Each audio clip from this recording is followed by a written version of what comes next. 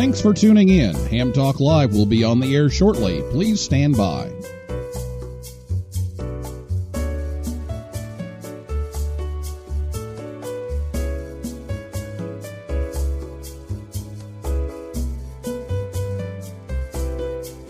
This episode of Ham Talk Live is brought to you by Tower Electronics. For connectors, cables, and more, call 920-435-2973 or visit pl-259.com. And by ICOM. Heard it? Worked it? Logged it. Visit www.icomamerica.com/amateur for more information about ICOM radios. It's Ham Radio.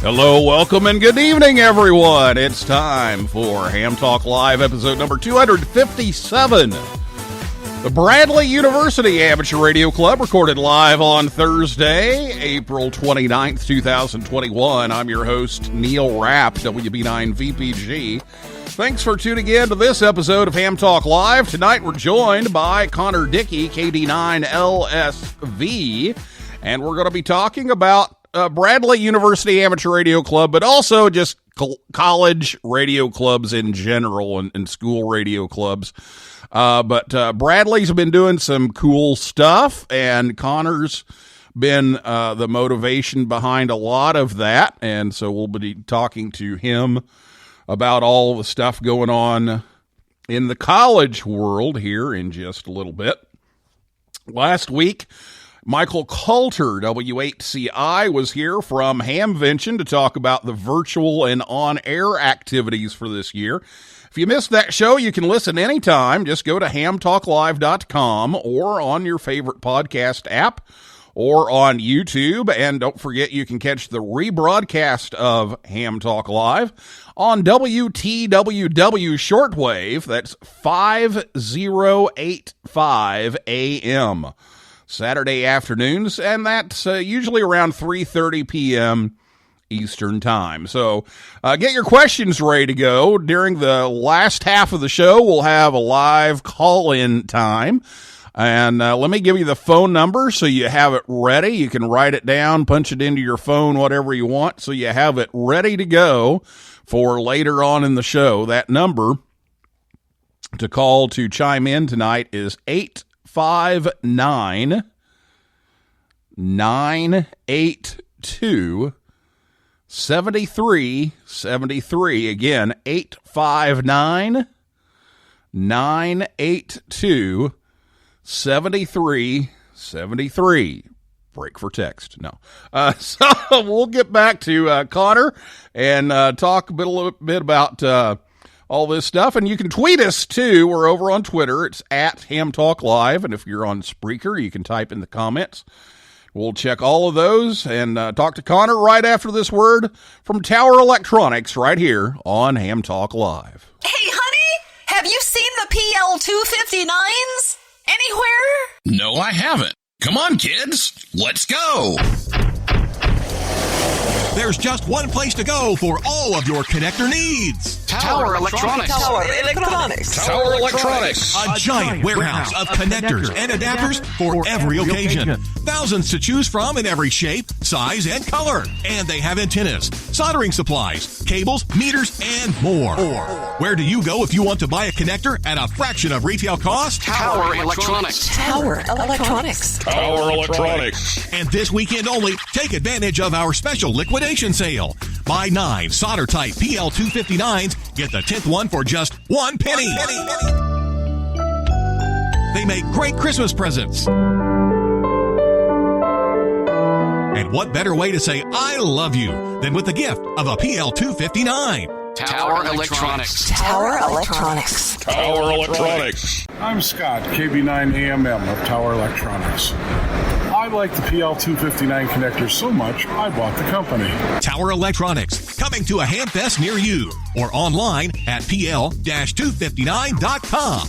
And we're in the yellow pages under Amateur Radio Connectors. My, wherever did you get that lovely PL259? Tower Electronics, pl-259.com or call 920-435-2973. Do we sell PL259 connectors?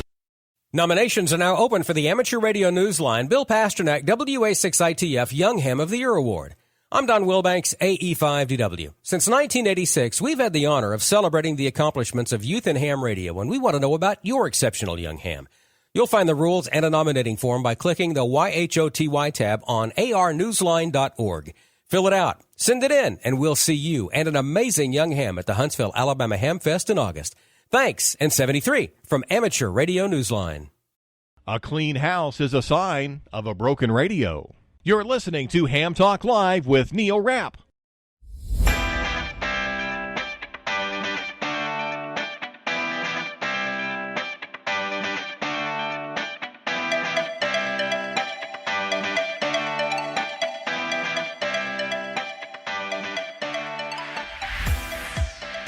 Welcome back to Ham Talk Live. Thanks to Scott and Jill over at Tower Electronics for sponsoring the show tonight to help bring you Ham Talk Live.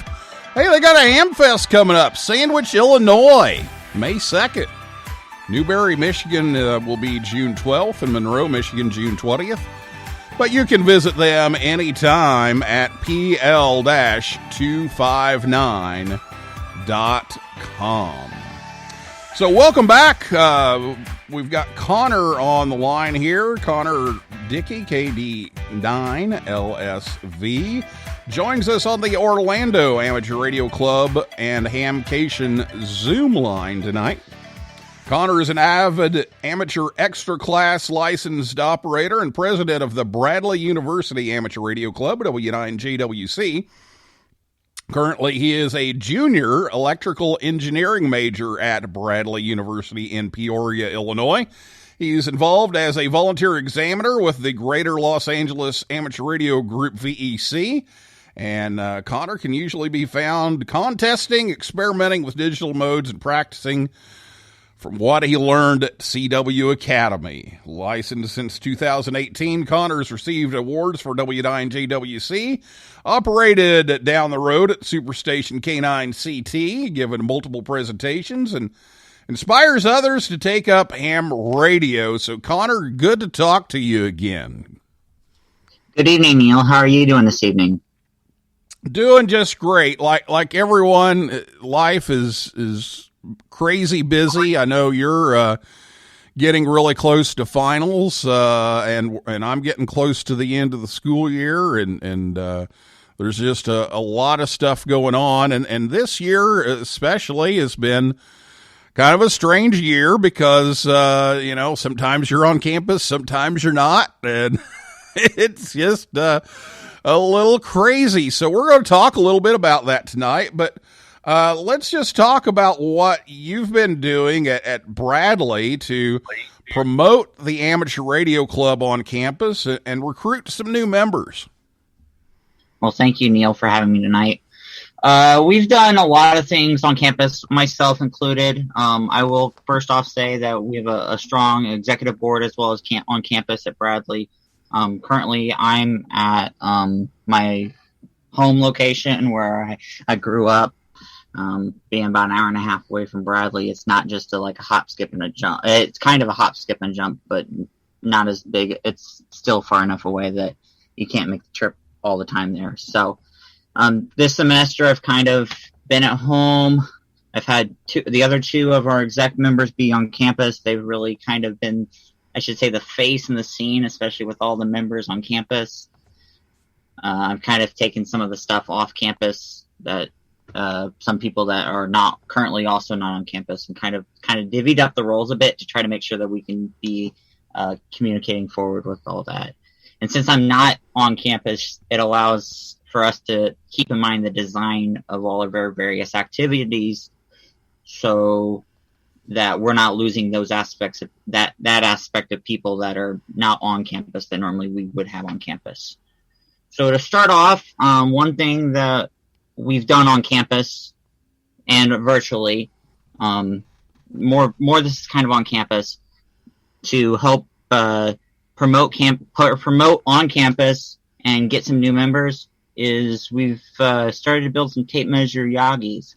So those kind of things with the PVC pipe and the tape measures you normally get from Harbor Freight, build the antennas, and allowing them to build everything.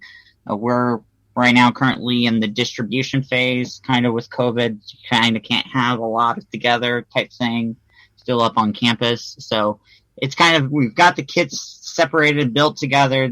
They can work on them. They can ask for our help, come back. And then if they need some equipment or something, they can always, they're always glad to touch or contact us and help out, and we'll be glad to help them out.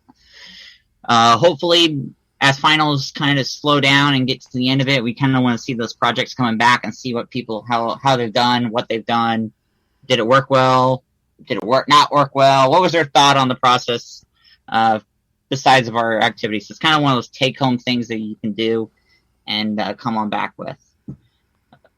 Well, I like that. So, we've done a lot of that at school with the tape measure and, getting all the PVC parts and then going out and trying them out with a fox hunt. So that's a cool thing. And if you had everybody in town, you could do a fox hunt and keep plenty of distance. But it's kind of hard when you're scattered around.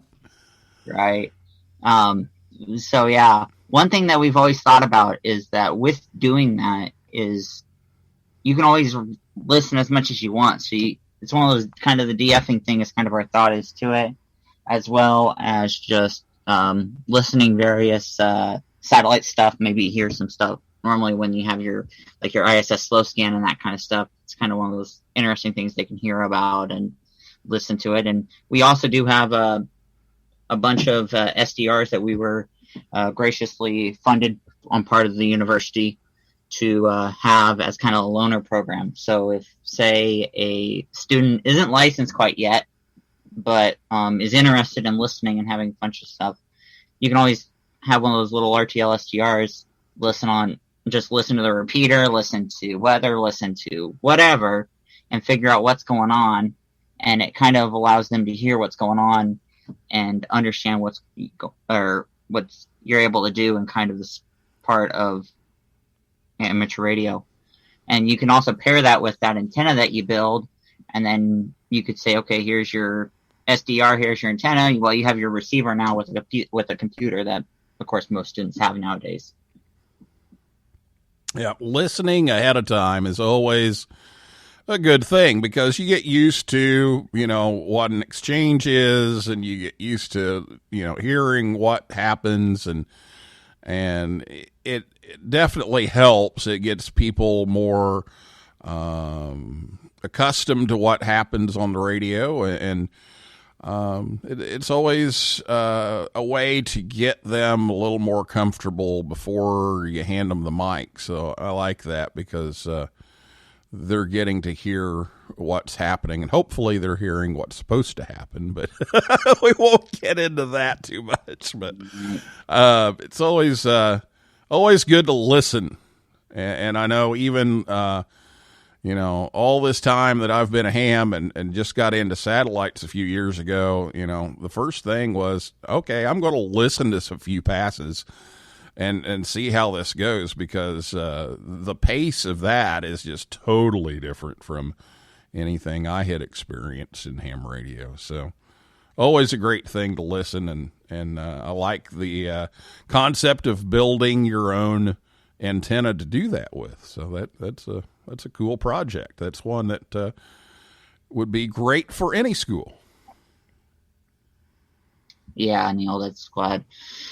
And kind of one thing that I haven't done as much this semester with kind of recruitment in general is that you want to make sure that you're recruiting a wide variety of majors. So most people think of kind of amateur radio being that technical type group of people, but you need kind of all different facets of skills and traits to put everything together. So you have all the people that might be the communications people, to the people that need to get business decisions, or need to get stuff done and have effective communication skills. And then you also, of course, have those people that are technical based and are your engineers, your computer science, your math majors, all that kind of stuff. But everybody together, you kind of need to get that whole group to make the make a club actually work out well, especially when you only have most of the time 4, maybe 5 years with the specific student in the college cycle. It's always creating the innovation, but it's always you're always actively recruiting. Now, how do you go about getting recruits? I mean, you're obviously going to run into some of the double E's in class and talk to them. How do you approach finding people in, underwater basket weaving?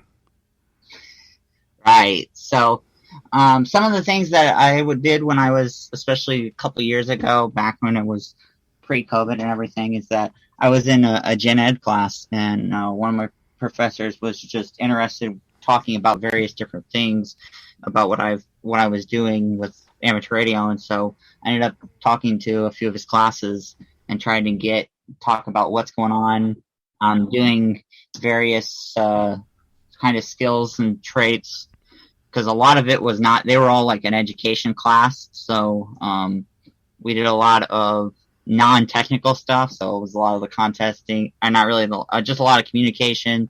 I showed them a bunch of the QSL cards from the DX pile or binder that we have. And so that just kind of allowed for us to show stuff that's not, I would say, what people think of traditional amateur radio. We would kind of do because we were in it, but the people that just think it's a technical skill. No, there's other stuff that you can do with amateur radio. There's really no better teacher, I think, of geography than ham radio, because you hear a station on, you got to know where to point that antenna. You got to look that up on a map. You got to find where that is, or know where that is. And so it continually runs through your brain, which is the whole repetition thing, which is important to all that cognitive stuff. I'm getting into all my edubabble here, but getting the countries and their locations over and over and over again over a long period of time helps you learn that so much better. And, you can do the same thing with QSL cards. Oh, here's your QSL card. Where is this country? And, you get Outer Mongolia. Well, where's Outer Mongolia? You look it up, and it's a great teacher. So I've always said that, if there's ever a cross-curricular educational tool, it's ham radio. Yeah, I definitely agree with that, Neil. So with the pandemic, that changes the whole dynamic here. So let's talk a little bit about some of those challenges that you've had to adapt some things to make it work. So talk a little bit about how you've been handling the whole pandemic situation. So, yeah, Neil, we've had a lot of stuff occur since, of course, March kind of went down last year and just said, okay, everybody go home. And so kind of the first thing that I did, kind of outside of, I should say, the Bradley Club, is I got actually involved in VEing and helping do remote exams. And I know you had Marcel on your podcast a couple months ago, but me and him are now really good friends. And so I've helped out with all that stuff. And that was kind of my first bit in there until kind of the fall and getting back into school spectrum. Once we got into the fall, it just kind of worked out. We had our rule on campus was, for the space that we have, we could have no more than 2 people in our club room or our shack at a time. So that kind of cuts a lot of what we normally do. You normally have a couple people in just listening and then you have normally one person operating and all that fun stuff. So a lot of the station situation kind of with the shack and everything kind of went a little bit inverted or flipped in a sense that we'd run kind of a smaller group and learning and a lot of stuff outdoors, had fun with satellite work, listening to satellite work. That all kind of helped in that physical spectrum of meeting with everybody. One thing that kind of worked together in the overall thing that we haven't really done as much, and I think it's just because we've done a lot more with different groups, is creating those study groups and creating those various connections with just your friend, the classmates and the people that you're around, so that you can work through stuff. And we've really done that a lot over the past year, especially since I'm remote and a couple others of our members are remote. It's just we kind of are using our group as a backbone. Most of the time you get that class and you would be able to talk to the person during class and you might know a couple, and then you kind of get that 6 or 7 people you really know during your class. But now sometimes when you're just all over the place and you're not seeing everybody and talking to everybody face to face, it kind of cuts a little bit of that group thing out. So really connecting with your strong groups and meeting them and connecting with them, we've really done really good over this, I should say the past year in general. Well, when you were on campus, I know that you put a lot of time and effort into kind of reorganizing things in the shack and placing things a little bit differently. And in fact, you wrote an article in my column in the National Contest Journal about the national or the North American Collegiate Championships, and part of that was moving things around in the shack. So tell us a little bit about that project. So that was back in January of 2020, February 2020, right there, beginning of right before the NACC time frame, which is sponsored, of course, by the Society of Midwest Contesters, which kind of also helps our club and with various stuff as well. And when we kind of got all that equipment together, we're like, well, okay, the spacing of where the chairs were and everything wasn't working out well. So we moved a lot of our HF equipment to one side of the desk and just put a lot of it in a rack so that the desk space was really cleaned off, and you just had kind of that clean desk space there for the HF side. And we basically moved a lot of the hardware that we've collected and technical stuff and the tinkering, what I call tinker stuff, all your soldering irons, all that kind of equipment. And we actually got able to have different spaces so that we could actually theoretically have 3 people sitting in 3 different desks, 3 different tables, and then just making everything work. And then we were able with that to add some extra shelving. And so it makes our stuff work out really nice. As you can see, probably some people might be on Twitter or wherever pictures are sent nowadays that Neil posts. That was the HF desk, and that's pretty much the same way it is now from the past year or so. So of course with COVID, it really hasn't moved much, but we've liking it the way it is now, and it makes a lot of space and gives us a little more floor room and allows us to get a few more people, or when back everything happens, we can get a couple more seats in there and just have a lot of fun and have maybe a pair at the HF desk or a pair working we have a VHF UHF and an extra computer there for people that want to do some side projects, and then the soldering station. And if somebody want to mentor, getting good with that antenna builder we were talking earlier, that's able to work with nice and easy.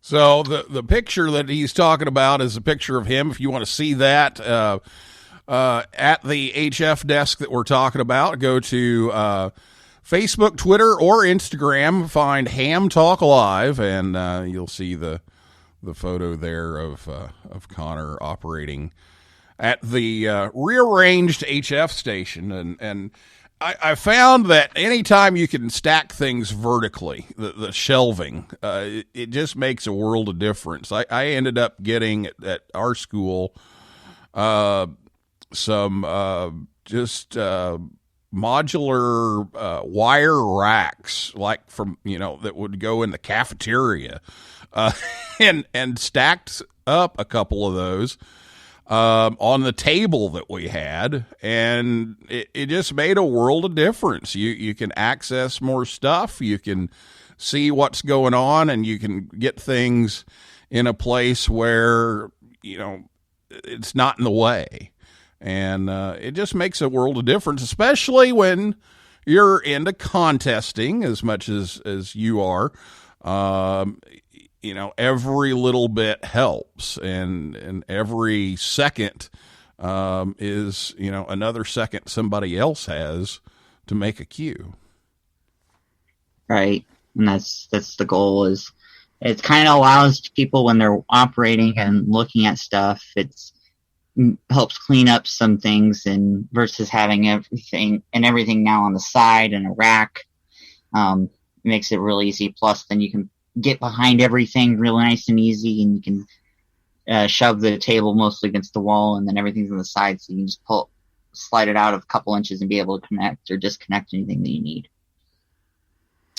All right, well, it's time for a break, so we're going to do that, and then we're going to come back, and we'll take your phone calls and questions on Twitter. It's at Ham Talk Live, and again, the phone number is 859-982-7373. If you want to call in, we'll open up the phone lines here in just a moment, and we'll be back to talk more with Connor right after this word from ICOM America right here on Ham Talk Live. The great outdoors is calling. Get outside and under the stars with one of ICOM's ultimate SDR transceivers. Stay connected while off the grid. The IC705 is the perfect transceiver for hams who enjoy both the great indoors and outdoors. It's the perfect QRP companion. This base station has features and functionality at the tip of your fingers in a portable package, covering HF 6 meters, 2 meters, and 70 centimeters, and weighs in at just under 2 pounds. It has a 4.3-inch color touchscreen with live band scope and waterfall, 5 watts out with a battery, 10 watts with a power supply, single sideband, CWAM, FM, and full D-Star functions, micro USB connector, Bluetooth, wireless LAN, and micro SD card slot, and integrated GPS with antenna and GPS locker. The perfect accessory is the optional backpack, with a special compartment for your IC705 and room for accessories for soda activations or a day in the park. Visit the IC705 webpage to view accessories and free software available for download. Or create your own band opening with the IC9700. This transceiver brings direct sampling to the UHF-VHF weak signal world. This all-mode transceiver is loaded with innovative features that are sure to keep you busy. It has a 4.3-inch color touchscreen with live band scope and waterfall, smooth satellite operation with 99 satellite channels, dual watch operation, and full duplex operation in satellite mode. Visually sees the VHF-UHF world with ICOM's IC9700.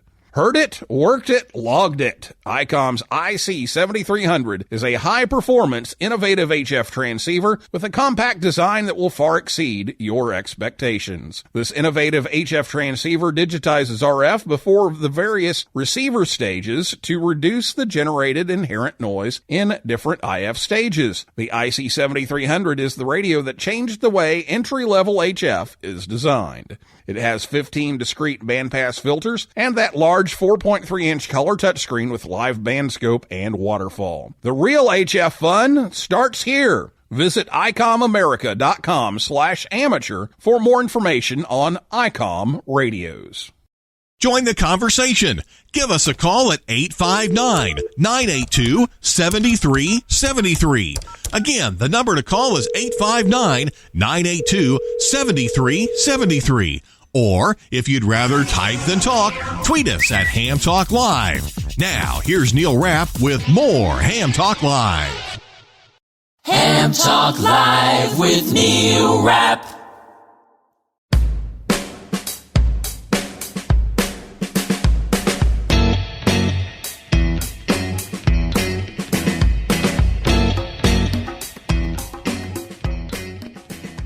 Welcome back to Ham Talk Live. Thanks to ICOM America for sponsoring the show. Check out all their cool gear like the 9700, the 7300, and the 705 that we've talked about over at icomamerica.com/amateur.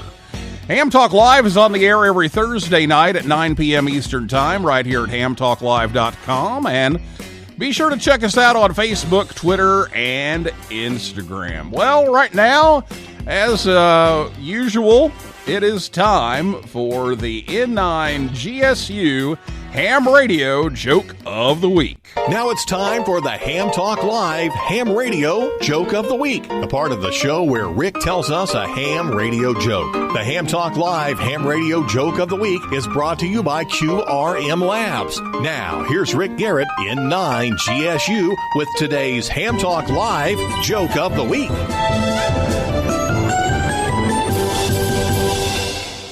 There was a Buddhist pizza vendor at the local ham fest last weekend. I asked him to make me one with everything. This has been the Ham Talk Live Ham Radio Joke of the Week with Rick Garrett in N9 GSU. Tune in again next week for another joke from Rick. Oh, my goodness. Well, we're going to have to get some more ham fests so we can go get a pizza. All right, well, we're back with Connor, KD9LSV from Bradley University Amateur Radio Club, and if you have a question or a comment, give us a call right now at 859-982-7373, or you can tweet us at Ham Talk Live, and if you're listening to us on WTWW or on the podcast edition, we won't be able to answer the phones because we're doing this live on Thursday. So let's see. I did see there's a tweet here from WZ1L. Connor is a very busy guy, not only a full-time student, he also volunteers as a remote volunteer examiner and is very busy coordinating activities with the Bradley Club in Illinois. So kudos to Connor. So that just came in on Twitter. So thank you for listening and chiming in. And if you'd like to do that, just get on Twitter at Ham Talk Live. If you're on Spreaker, type in the comments or give us a call at 859-982-7373. Well, Connor, one of the things I know you wanted to talk about was some networking. We were talking recruitment earlier, and talking a little bit about some networking stuff. So let's talk about that. So, yeah, thanks, Neil, once again.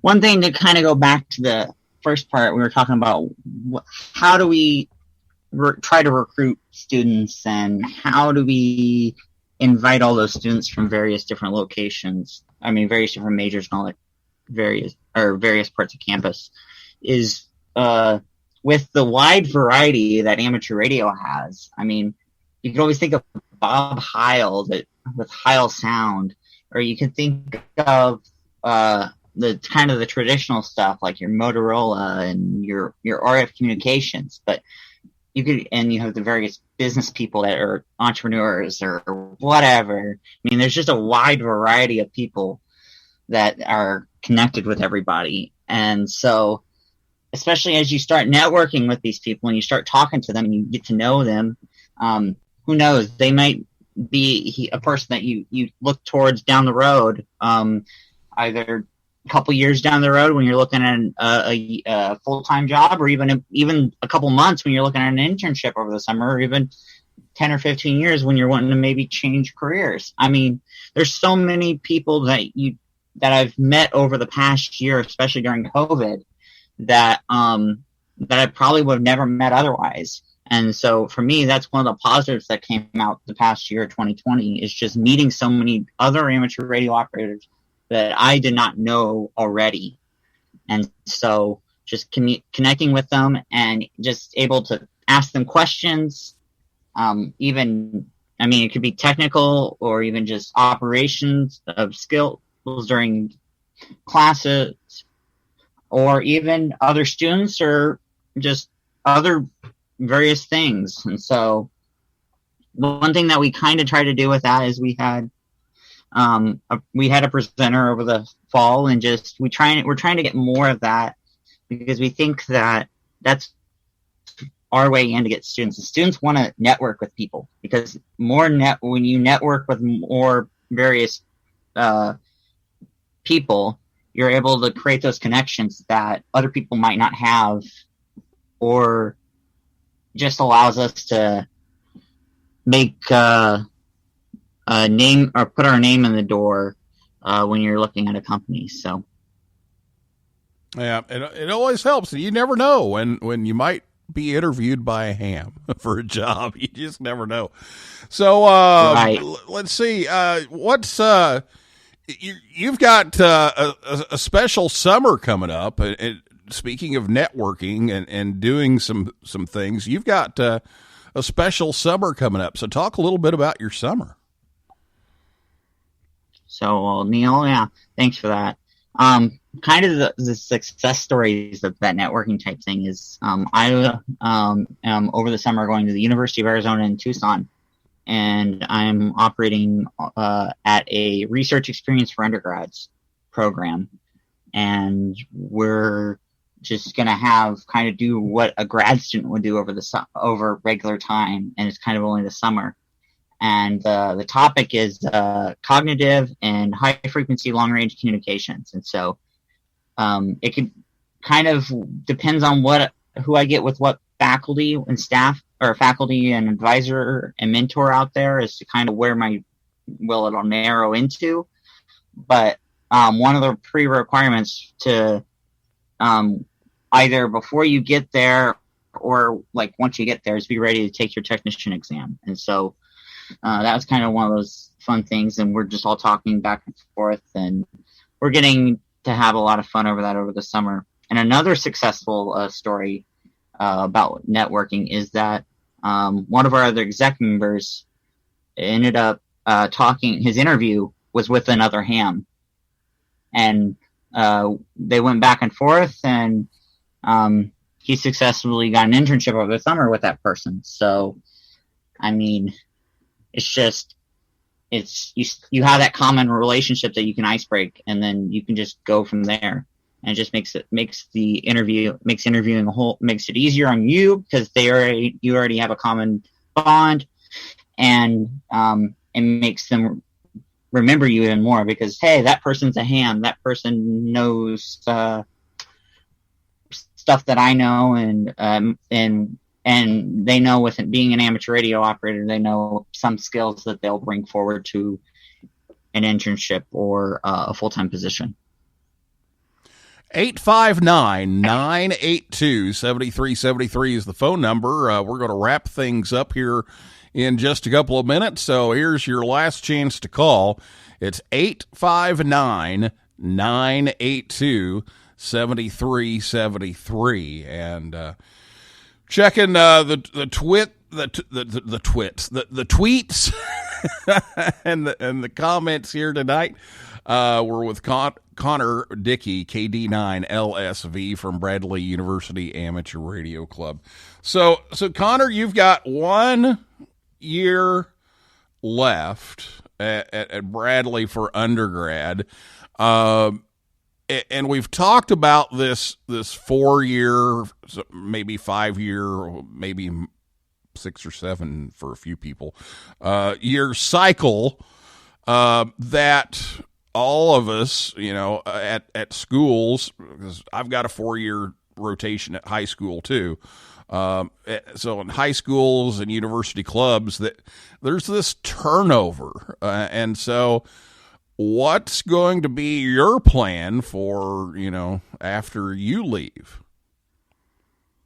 Well, we're working on getting some of the younger students, and hopefully between the past year and the past couple of years, helping them learn various skills that I was taught my freshman year, because basically I was kind of that on the other end of the spectrum back when I was a freshman. I was really the one that joined the club, and I learned a lot of stuff their senior years, my freshman year, and just that's kind of helped bring the club to where it is now. And so I'm hoping over the next year that we can get some new freshmen and some sophomores and some juniors even to help bring the club even forward and just keep it growing, keep it evolving. And as we say, that turnover helps with innovation as well. So people will do stuff and they'll like it, and then it's by 4 years you have a whole new group. So yeah, it's a challenge, but there are some good aspects to it, and it does change the scene. You know, I've had groups that were really into digital, and then here lately it's been, no, give me that microphone. And, you know, and it changes. And so it does keep things interesting. It keeps some variety going. And it is a challenge to keep it running. And, we're getting ready to tackle another challenge as I'm leaving. And so we don't know what's going to happen.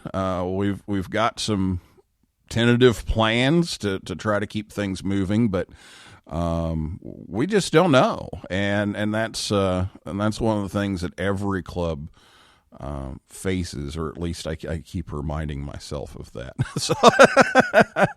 So I like it, and I think that you've got a good start there on keeping things going. Well, Connor, we're going to wrap things up here tonight, but thank you for coming on, giving us some ideas of some projects and some ways to recruit, and trying to get more university students into the amateur radio clubs and beyond the air. So, Connor, thank you so much for everything you've done. You're a great ham and a great mentor to the other colleges and universities, and I just congratulate you on everything you've accomplished so far, and wish you good luck on finals and one more year.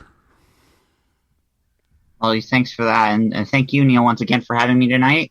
And hope you are doing well, and have fun with all your adventures, especially coming up over the summer, and headed into the next especially with the camp over the summer.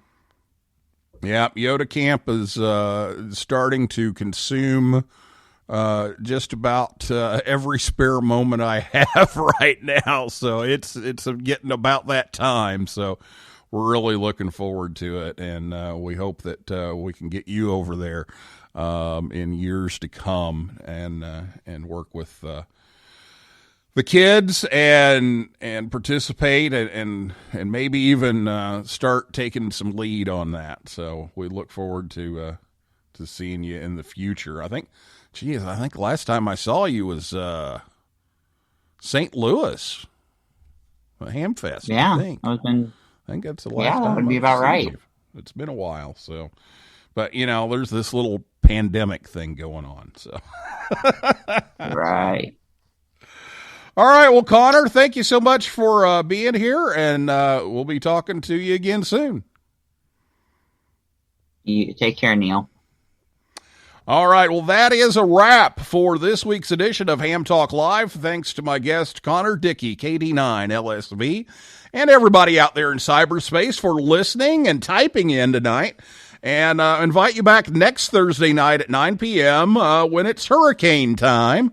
Bobby Graves, KB5HAV, Julio Regali, WD4R, Rob Macedo, KD1CY, and Lloyd Colston, KC5FM, will all be here to talk about the hurricane nets and the upcoming hurricane season.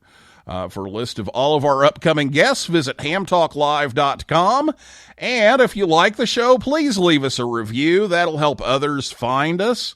We'd like to let others know about the show. So if you could leave us a review, that would be a big help. So for now, this is Neil Rapp, WB9 VPG, saying 7375, and may the good DX be yours.